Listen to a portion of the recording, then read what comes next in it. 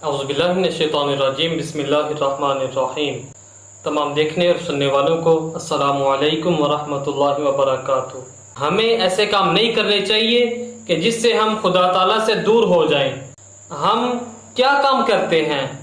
हमें ज़ुबान की हिफाजत करनी चाहिए। ज़ुबान से बहुत बड़े बड़े गुनाह भी हो सकते हैं। हमें ज़ुबान पे काबू रखना चाहिए। ज़ुबान से हमें कम अल्फाज बोलने चाहिए, कम बातें करनी चाहिए।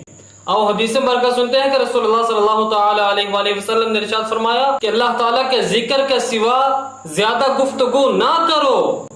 अल्लाह का जिक्र करो और उसके अलावा बाकी गुफ्तगू ये ना करो। इससे हुजूर सल्लल्लाहु तआला अलैहि वसल्लम ने मना फरमाया कि ज्यादा गुफ्तगू ना करो। हुजूर सल्लल्लाहु तआला अलैहि वसल्लम ने आगे इरशाद फरमाया कि क्योंकि जो ज्यादा बातें हैं वो दिल में सख्ती पैदा करती हैं, दिल को सख्त कर देती हैं, और अल्लाह ताला से ज्यादा दूर वो लोग होंगे जिनके दिल सख्त होंगे। हमें ऐसे काम नहीं करने चाहिए।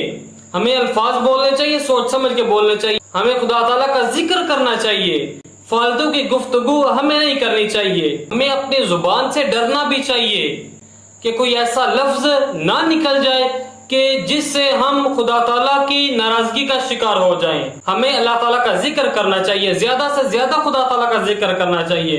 हुजूर सल्लल्लाहु तआला अलैहि वसल्लम ने इरशाद फरमाया कि बाज़ औक़ात बंदा ऐसे अल्फाज कहता है जो खुदा ताला की रजा का सबब बनते हैं, लेकिन इंसान उसे अहमियत नहीं देता। अल्लाह ताला उसके सबब, उसके जो दराजात है वो बुलंद फरमा देता है।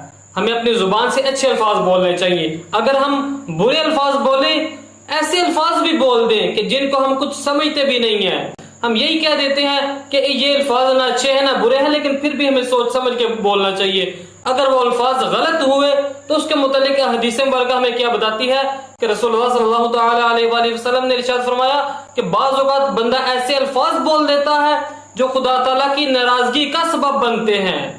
इंसान उनको कुछ समझता भी नहीं है, वो खुदा ताला की नाराजगी का सबब बनते हैं। खुदा ताला उसके लिए क़यामत तक नाराजगी लिख देता है, वो उसी के सबब जहन्नुम में गिरेगा।